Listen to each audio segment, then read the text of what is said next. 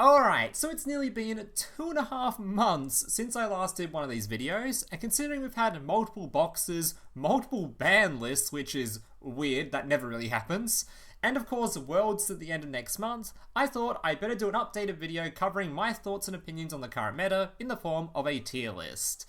So as per usual, if you're someone that isn't new to these sort of videos, I can't cover every single deck possible in the game. That would be ridiculous. So the decks I'm going to cover in this video are basically just the most popular decks currently in the metagame based on Duel Meta's website, and of course some new decks as well for people that want to know my opinions on the newer stuff.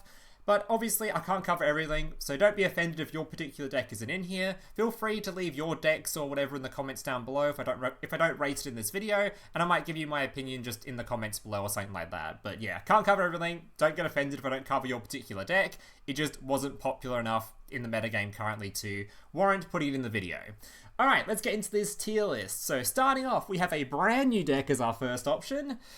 Adamancipator. I tried so hard to get this to work. I was originally going to do a video on this deck list, but after playing on ladder and just trying really hard to get it to work, the main problem with the deck list turned out to be the zones of the actual game itself. So this deck is just meh. It could have been rogue. In fact, it could have even been a meta deck. The issue with this deck is mostly its zones are ridiculously hard to work with. If you play this with like Fleur, it's actually quite easy to set up a field that is even pretty safe to things like Droplet or even Book of Eclipse. Just because if you can get your Herald on field, Herald makes it really hard to make Droplet effective because Droplet can't discard from hand when you've got the Herald on the field. It often led to a lot of Despia players accidentally discarding their spell cards because they didn't realize they couldn't discard their monsters from their hand with Herald on field. And a lot of the monsters on field, it's just, you get a lot of disruption out of it. But the issue is, because of how the zones work in this game, we've only got 3 of them, it's so goddamn hard to get everything out effectively. It's kind of hard to explain until you play the deck list, but a lot of the summons just summon into more things, but you can't really keep doing that because you just do not have the zones for it. It's not possible. Especially when you're trying to get Block Dragon to work, and you need Link monsters and Synchro monsters, and there's no really good level 10 Synchros to work with Block Dragon. This deck had so much potential, it just does not have the zones for it. So also has no new skills, you have to use something like Fleur, which isn't great, and going second is pretty abysmal for it. But my main problem was just zone placement. It just turned out to be so awful for it. Alright, next we have Assault Mode. So Assault Mode, yeah, it's pretty meh.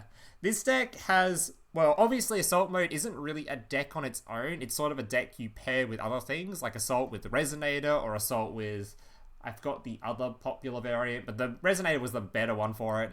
And unfortunately, it just wasn't that great. The main downside of this is, of course, you're playing, because of the skill doesn't innately search for your starters like most skills in the game, it meant you have to play so many starters of your own, which leads to just a bunch of 2-card combos. And 2-card combos in the modern era, when everyone's 1-card comboing, is just, it's a bit rough. It's fine if you have like a skill that searches for the 2-card combo or something, but that just wasn't really how this deck worked. You just had to open multiple starters in order to get a decent field, which means less tech cards. It just, yeah, unfortunately, the skill isn't bad. It's sort of a good fun ladder sort of a deck, but don't try to take it into tournaments. It won't do very well. Maybe in the future it might have a deck that pops up for it though, considering it is, like I said, a thing you sort of just pair with other decks, because just that sort of a skill, so maybe in the future. Dino. I have not seen Dino do well at all, but on DLM it was just really popular for some reason, but I don't think this deck is even that great. It's probably better than these two though, so if I'm gonna rate it like that, it's either high rogue or low rogue, top of meh, but it's not very good. I'm even having trouble putting it in this tier. Mist carries the shit out of the deck, but that's about it. Yeah, I don't know. These kind of like decks that are all based on board right now are honestly really quite weak without having like back row or something on field that is like innately good at stopping Droplet, or it just, I don't know. I'm not super keen on this right now, but I don't know. Dangler. So Dangler got a slight nerf, I think, from the last ban list, which put a bunch of limit 1s on their flip monsters, so they can only play like 1 of each flip monster or something. I can't even remember what the nerf was. Either way, it wasn't that significant. The main thing was they lost their FTK, I think, which is like the big thing. And no FTK, I don't really know what else they do outside of just trying to flip Floodgate you now, which isn't that effective when Droplet's in the game. Most of the time, for one, it sucks going second, obviously. And going first, well, if you just Droplet their one monster, that's it. So, yeah, unless they can somehow, like, chain to it to flip it face down or something, I don't really see it doing much. Alright, so we've got your Pendulum archetype, which is also very meh. It's actually, I'd say this is on par with Adamancipator. Yeah, this deck didn't do anything on its release, and it's still not doing anything now. I don't even know why it's still popular on DLM to an extent where I had to put it in this video. I don't think this deck does anything right now at all. It's, yeah, actually, this deck might have gone unlimited or something, which is why I put it on here, but it's just not, it's just not doing anything. It's pretty much the same sort of tier as these other decks. It's trying to make a board, but its board is significantly weaker than something like Dino, and it's still really weak to something like a Droplet. So I don't know. I'm not a fan of it anyway. Although I'm not really a fan of Pendulum decks altogether regardless.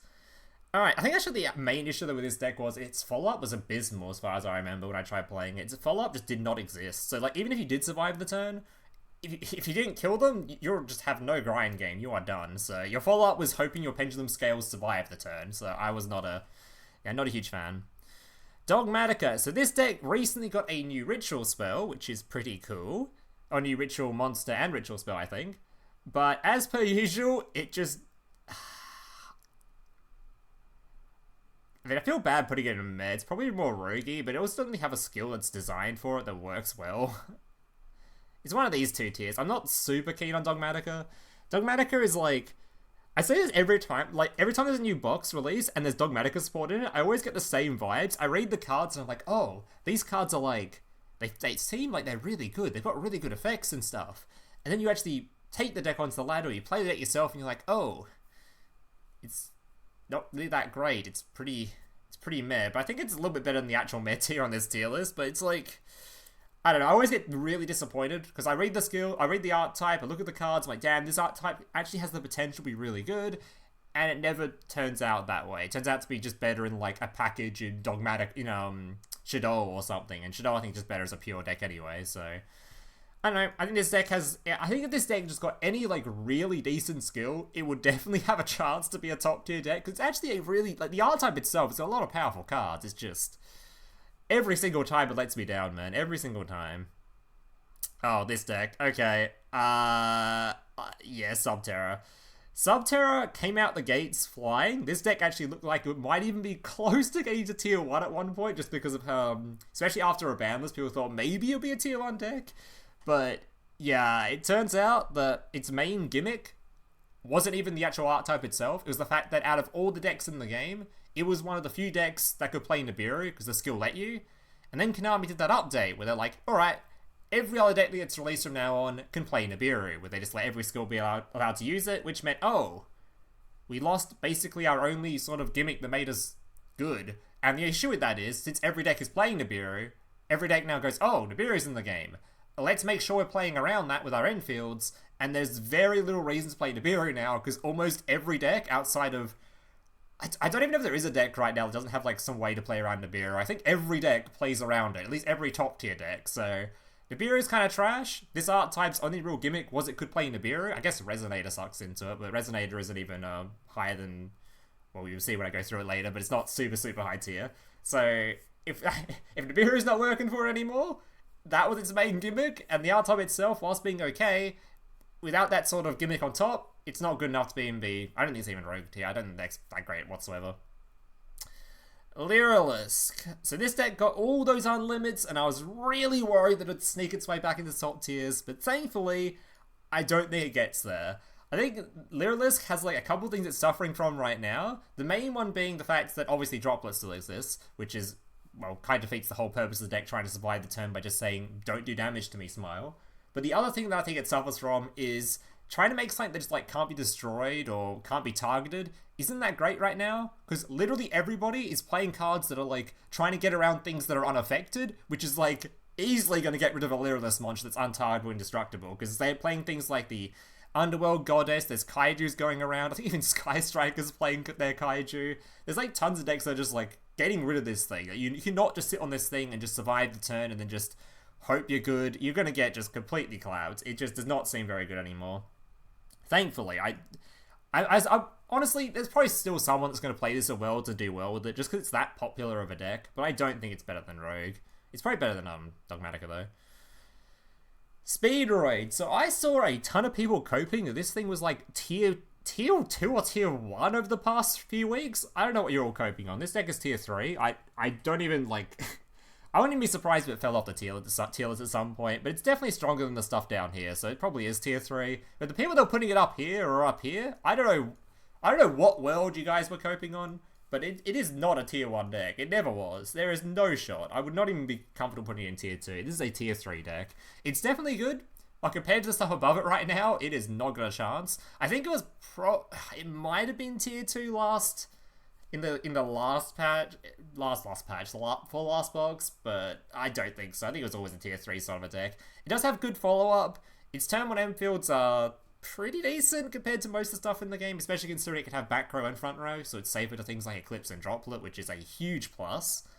But I was never a huge fan of it. Didn't seem too difficult. But even when I was playing like Rogue decks, Speedroid was the kind of matchup where I'm sort of thankful I came across, because it's one that I can really play through, which isn't something that I should be feeling when playing a shitty deck versus like something that's meant to be a top tier deck. But it's definitely still tier 3. It is a strong deck, don't get me wrong. I'm just talking shit about it because I saw a lot of people putting it way higher than tier 3, which I don't believe, so. Despia. Okay, here is a, your tier 1. This deck has come out the gates extremely well. There are some things that I'm a little bit iffy on with this deck. Like, when I look at it, I think, damn, this deck looks like it's really good. It actually generally looks like a really strong deck. But it's got a lot of suspicious stuff about it. Like, going first, your turn 1 end field sets up the Burn Dragon and your quick effect that summons your big dude that nukes the field, which is a big untargetable monster that it gets chain blocked, so you can't really negate it outside of like Droplet, which is a huge deal because you're just going to nuke the entire field. Obviously, that's insane going second or going first. But the issue that I'm seeing that is just looking at it is that one spell card. Your entire deck's like most disruption is pretty tied to it. If your opponent has a way to deal with the Burn Dragon and they like MST that quick play spell, your disruption really gets lost, and then you become sort of a try to survive the turn deck, which can happen because your field spell has this disgusting sort of float effects on it. You have plenty of ways to just get dudes on field or bring back your Burn Dragon even when it's removed. So there's a lot of ways to survive with this deck, but I'm going to put it in tier 1 right now because results-wise, it's really popping off. But I wouldn't be surprised if in the upcoming weeks, people start playing a lot and a lot and a lot of counters to this, and it drops. Even things like DD Crow actually have a lot of impact on this deck, because they use their quick play spell, try to use the dude in graveyard to then go into hand, summon their big dude, and you activate your DD Crow, and it's gone. All of a sudden, well, that disruption is just gone. It doesn't even work. And you can't even then fuse during your opponent's turn if you get hit by that. So for now, I think it's tier 1 based on results, but I wouldn't be surprised if this drops. I really wouldn't be surprised. It's looking tier 1, but it could drop. Very, very likely to drop. I wouldn't be surprised. Alright, Utopia. This is tier 3. Utopia, yeah, it's still a really powerful deck, but it just doesn't have a lot of its, a lot of the stuff that was going well for it, where it was just sort of negating fields with its spell card or trying to Lava Golem and stuff like that. Doesn't really work too well when a lot of decks are currently playing around, like, specifically Droplet, which means if you can't negate the field with, like, your spell card, well then, which is the same thing as, like, what Droplet was doing, we try and negate the field, but monsters just, like, a lot of it's tied to back row or reviving stuff from graveyard like Chimera's doing, or Despia's summoning things from hands. They don't even care about these, like, Droplet-y, negate-y sort of effects. Well, actually, no, that's not what I mean. I mean the spell card for this, because obviously Despia does care about Droplet, but I'm talking about the spell card to rank up with this and negates the field. They don't really care about that kind of effect. So I don't think it's doing super well right now, but it's definitely still better than the stuff below it, so I'll put it in tier 3. I do think it should still get removed. Lava Golem should still be removed from the deck, because it still makes it really cringe on ladder when you're playing roguey stuff.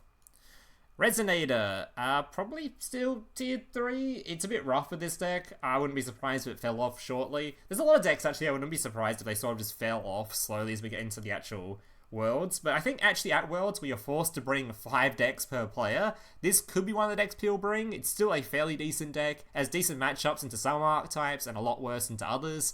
It's just that sort of deck where it still feels pretty good, but it's just not as insane as it once was, which is crazy considering this was tier 1, and it did just get a recent unnerfed, bringing back Cheating Gum.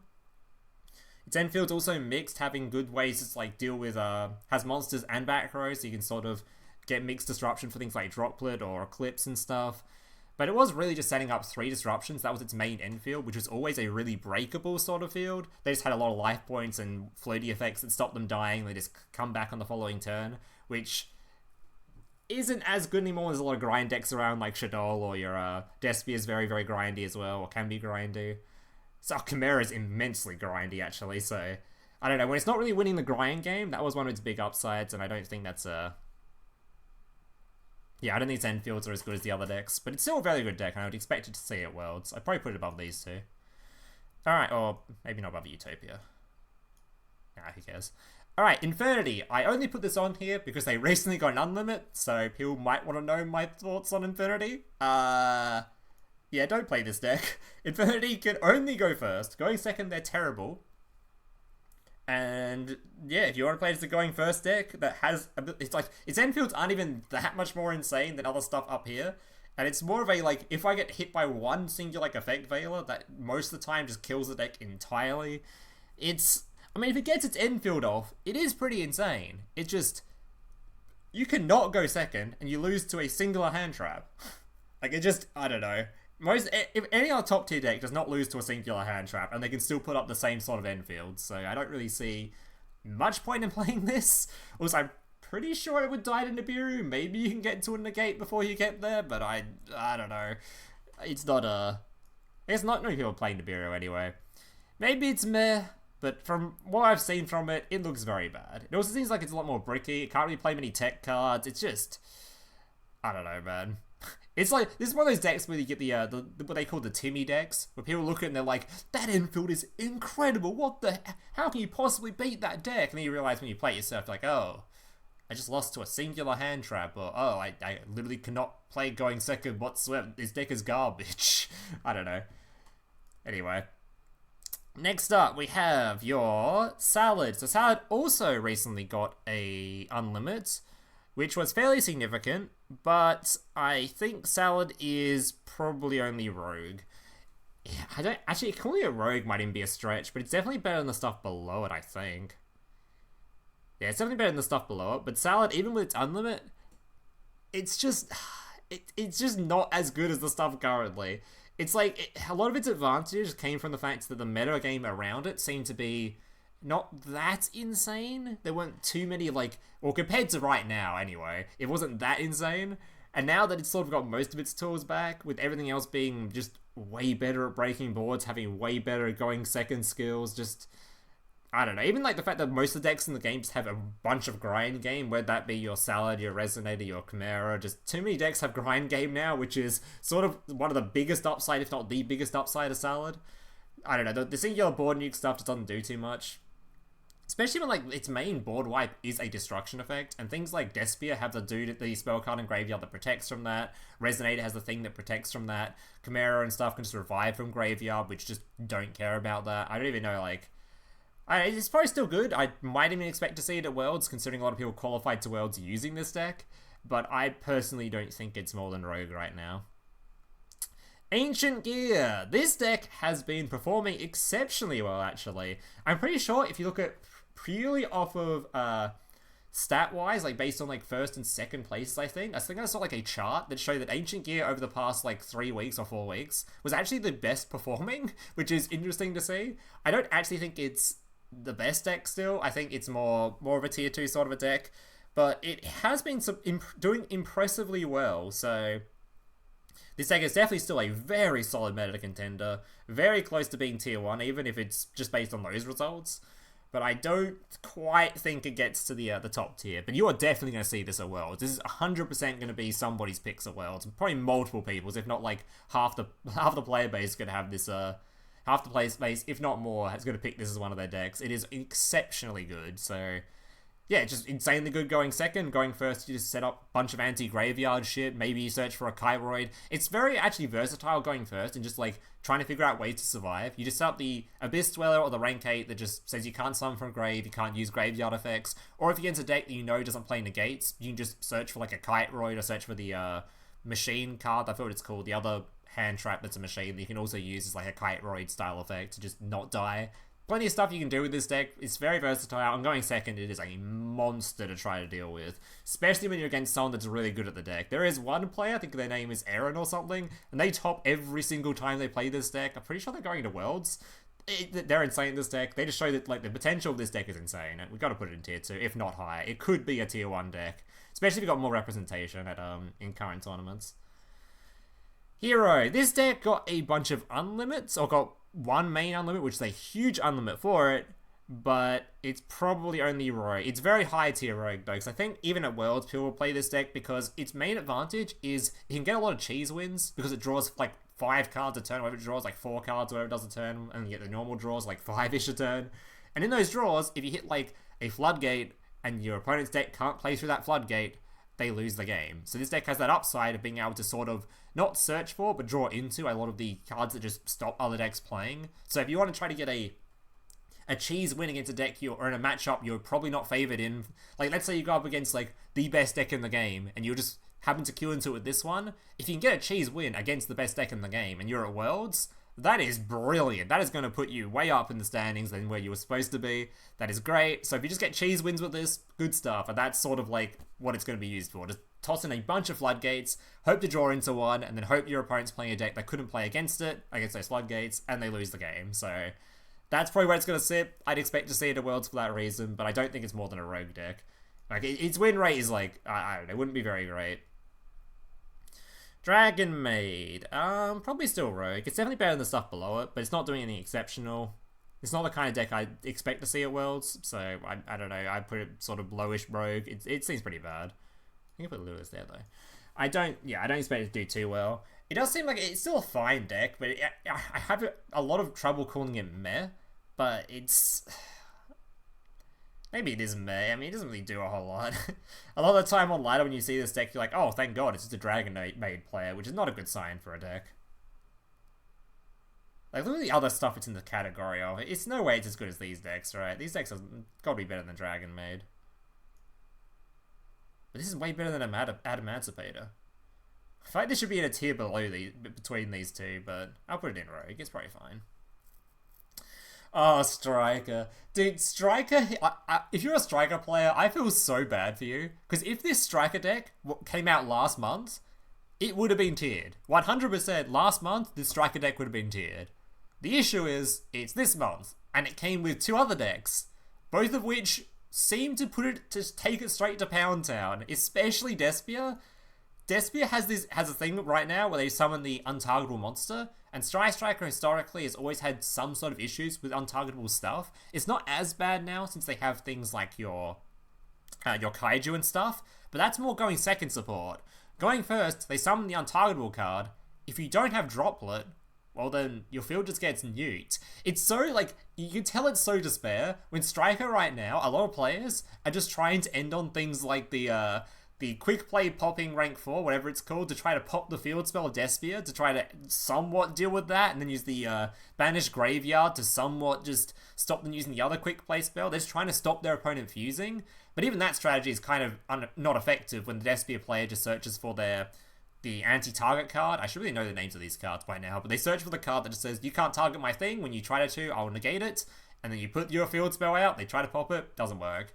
People try to do like a Abyss Dweller, people trying to search for Nibiru, that kind of stuff does nothing versus Despia. So I've seen some people even searching for the, oh my God, I forgot the name of this card. They search for the really big rock that defends backproof from being destroyed, which is a really funny card to see, because they just make the rank 4 turn 1 that can search for it, and they get rid of it with the use Sky Striker spell. It's a really funny thing to look at, but I don't think if they're doing that as like their desperate attempts at turn 1, it is not looking good for the deck, which is a shame, because I actually do think if it was last meta, this would have been a tiered deck. It does feel really good against like everything that isn't specifically Despia. or Chimera, because Chimera also actually seems to be really hard to deal with this, because they just have so much shit on their field that even going second, it's really hard to navigate that field. It's so hard. So, yeah, I think this deck is just sort of a tier below the best ones right now. It's roguish. But if this was last... Honestly, I would expect a high potential for this to be played at Worlds, because if you don't get matched up against Despia, your odds of winning are exceptionally higher. So, if Despia wasn't popular, this would probably be a tier 3 deck. It's very, very close. It is incredibly close to being tier 3. Like, if someone else is doing a tier list and they want to put this in tier 3, I wouldn't even argue with them, because it's very close to being there. It's just, this matchup in particular is a little nasty. Maybe once people, like, sort of figure out how good Despia is, maybe people will start taking against it, and maybe it drops a tier and loses popularity, then Striker can creep its way back up. But without that dropping, I don't think Striker's going to creep its way back up. But it's very close. It's very close. Alright, I could... Okay, you got your Dragon Ruler guys. I include this just because there was a new skill for it. This is a deck where... you know a deck is bad when literally I have not seen a singular person, not one person, try a list for it. I haven't even seen, like, a deck build for it that someone just posted in a Discord or something. Haven't seen on ladder, haven't seen a single person try a deck build for it. I don't even know why they released this skill. In fact, it completely baffles me they bothered to make that skill and program it into the game. Because, like, why? Like, why? I have no words for it. Like, they didn't even have to make... I'm not saying they had to make, like, an insane Dragon Ruler skill, but if they're gonna do one, at least, like, make it be playable, you know? They didn't have to make it whatever that was, but anyway. Shark. Shark is still pretty much doing what it's always been doing, where it's like, hey, I'm going to set up my Abyss Dweller and my dude that stops you using your graveyard. They can set up Utopia sometimes, and they just sort of lose the droplet. That's... Shark's infield is actually quite good. It's just, it loses to droplet, which is, yeah, making it pretty hard to play right now. I don't see much of an upside to playing this deck at the moment. It's not awful. Like, I wouldn't be surprised if this is another deck that people play at Worlds. I'd honestly put it up much higher. But it just loses to droplet. It's one of the decks where you're tying your entire field into monsters, because you can't, unless you top deck or just hard draw into, like, a trap card or something, or you search for the trap card with the skill, but then you don't get your man on field that prevents your DDD monster that stops the special summoning. Because you can search for, like, I'm pretty sure this deck can search for, like, another Xyz trap card, I think. But if you search for that, then you don't get your DDD on field, which is infinitely worse. So if your opponent doesn't have Droplet or Eclipse, you're probably fine. But if they have those, that's... your field just disappears and then you just lose the game. So as long as board breakers are popular, and this deck is just... because no trap cards or any back row for it, it just loses to that stuff. No good. Even if it had, like, a spell or trap card negate on field to maybe stop Eclipse at least. But it hasn't even got that, so... yeah, it's a shame. It could be higher tier, but board breakers completely just decimate it. Shaddoll, I think this is tier 1. I think this is better than Despia. I think, realistically, in a couple of weeks, once people sort of figure out how to play against Despia, it'll probably drop to something like this, and Shaddoll will be the sole tier 1 deck. Just based on results, I can't really put it here right now. Just purely for results reasons, it's got to be tier 1, but it might drop to tier 2 and Shaddoll will stay tier 1. I think Shaddoll is by far the best deck. I don't think there's anything close to it. I think any real good Shaddoll player, like one of the best, like, the Worlds players or whatever else, when they're playing Shaddoll, they're probably favored against pretty much everything. Shaddoll is by far the best deck. I don't actually think there's much close to it right now. It's not tier 0 or anything, but I'm pretty sure it's just quite a gap between it and second place, I would say anyway, personally. Like, Winder is just disgusting. Branded, I don't know how Branded even plays through Winder without opening specifically Droplet or something. I think Chimera can play through it, but yeah, just a deck where you still have to open tech cards to outwin them with most archetypes, which is just disgusting. It's really, really hard for that. And then, oh my god, his grind game is insane. It's got everything going for it, man. Going second is fine. Plenty of tech slots. It's insane. Alright, next up we have Chimera, which I've been talking a lot about in this video. And it's actually, I think it's only a tier 3 deck, but I've been talking a lot about this archetype.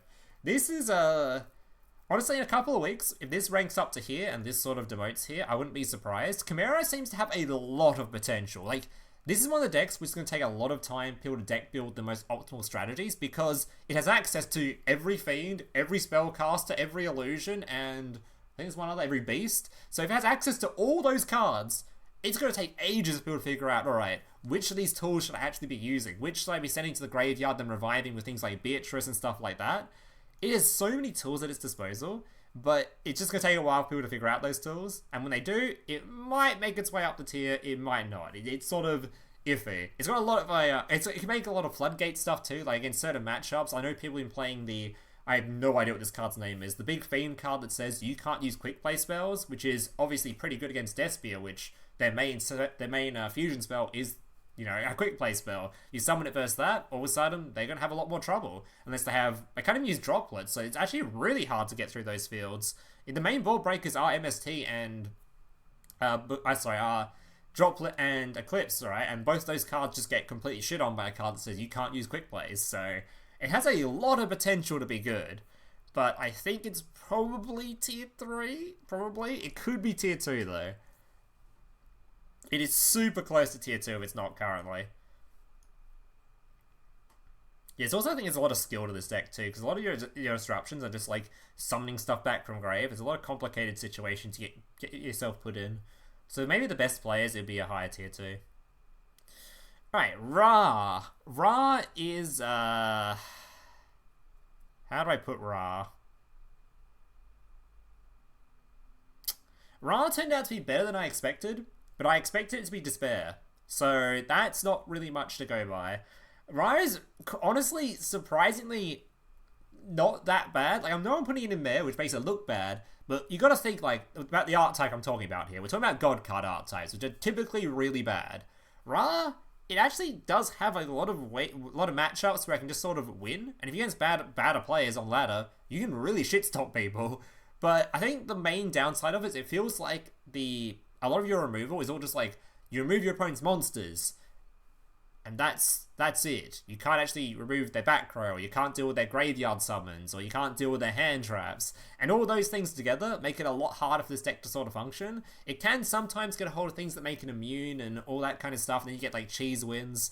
But if they summon back one month, like if you go into battle phase with this deck and you've got like the 4,000 attack Phoenix that's unaffected, and your opponent has no monsters on field, even then, you might not kill them, because if they're up against like Chimera or something, they revive back from graveyard, or you get up against the Despia that summons back their fusion monster from graveyard, or somehow they just get more stuff onto the field or something, all of a sudden, you're not going to kill them anymore, and then on the following turn, you're going to get completely clapped, because there's a bunch of people playing stuff that gets around the unaffected restriction, plus the Phoenix goes back to graveyard anyway. So this deck has a lot of stuff going for it. I think against the weaker players on ladder, you can have a very good time. But against tournament metas and people know what's going on, they know how to defend themselves or set up specific ways to survive against Phoenix, you're not going to have a very good time. So I'm putting it in there. Also, there's a pretty nasty choke point too, where you sort of deal with their initial fusion, and they can be really hard without like Monster Reborn to bring their stuff back, and it just gets a bit messy. Alright, Novell. This is actually fairly roguish, I think. This did sneak into tier 3 for a while. Yeah, this is pretty roguish. This deck's main downside is same with a lot of, actually, kind of the opposite of a lot of decks, where it just does not have a turn 1. Going second, it's insane, but going first, it's like, I really wish they updated the skill to let you have your spell card on turn 1. I'd love to see what this deck was like, or its power level, if they let you have the spell card on turn 1. Because currently going first, you just cry, man. It's so much worse. But going second, like, if you win the coin toss, you're actually quite happy. This deck does a lot of stuff. It is actually pops the fuck off. It's a really good deck going second. It's just going first. You don't really have a play. You just lose. So any deck without a turn 1 can't be much higher than Rogue.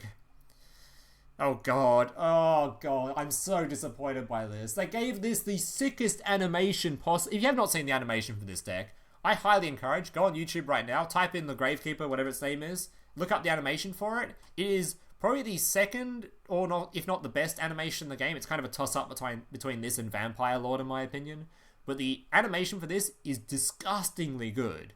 It's just for an archetype that they gave a skill to. It's like, wow, battle phase stuff, and I get an extra tribute summon. Yay. I don't even know if they gave it an extra tribute summon, or if they gave it like, they didn't even give like an extra normal summon. They gave an extra tribute summon. It's kind of like normal summon twice, I don't think. I don't know. There's nothing good about this deck. I don't know what. It's like, hey, we got Necro Valley. That's your upside. If your Necro Valley doesn't win you the game, then you lose. That's pretty much how Gravekeeper has always been.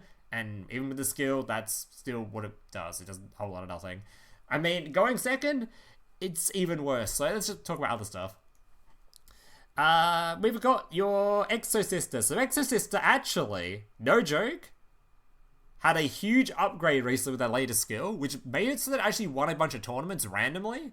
But now we're in a meta where 2 new decks have been added to the game. I don't think it's going to continue to do that. But the latest new skill actually was a huge improvement for Exo Sister. Like, literally a huge improvement. It turned out it just actually started just winning random tournaments, which is like, okay, that's pretty cool. Didn't expect that. But yeah, I don't think it's going to keep doing that way. Now the meta's gone even more powerful than that. But it actually was doing surprisingly well with that new, not Utopia skill, but whatever his name is, Zexor skill. It's actually been doing quite alright, so I actually think this deck might even see play at Worlds. You might even see someone bring that deck, because it's actually a really decent choice against most stuff in here.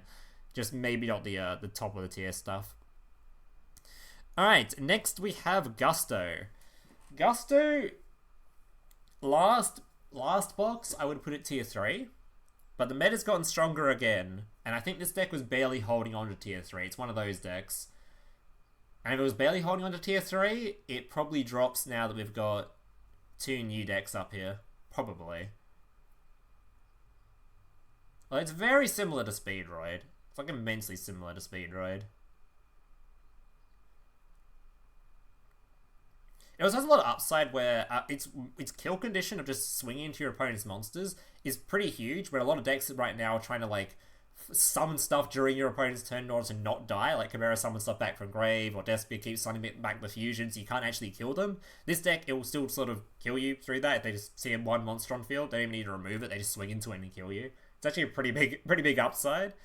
It's sort of like, this deck I think lives and dies by the popularity of Eclipse. And Eclipse is going to go down with the top 2 decks being fusion decks, because Eclipse is terrible versus fusion decks, obviously. So if the popularity of Eclipse drops, this deck sort of gets a lot better, since its main weakness is just getting Eclipse turn 1, when you try to, or when your opponent sets up an Eclipse, you go second, you try to place 2 monsters on field, they flip them face down. Your skill has no way to send things from field or anything, so that's your turn done. But if Eclipse popularity drops a bit, this actually gets a lot better. So maybe with more fusion decks around, it will drop, or it might make its way back up, but I don't know. I don't know how convinced I am on Gusto. I think Speedroid's probably better than it. It's so close, man. I almost want to do another tier in between these two, because I feel like these 5-ish decks, yeah, probably these 5, all actually probably all are a little bit higher than this. I'd probably even put them at just above, because they're better than this other stuff in here.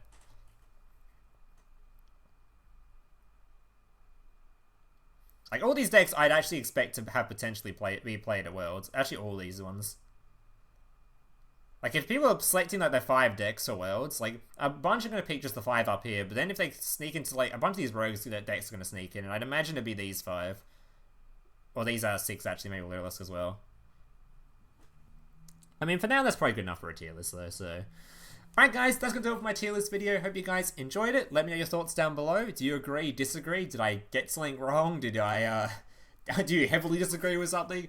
Let me know down below. And yeah, thank you guys for watching. Hope it's the next one. Yeah, laters.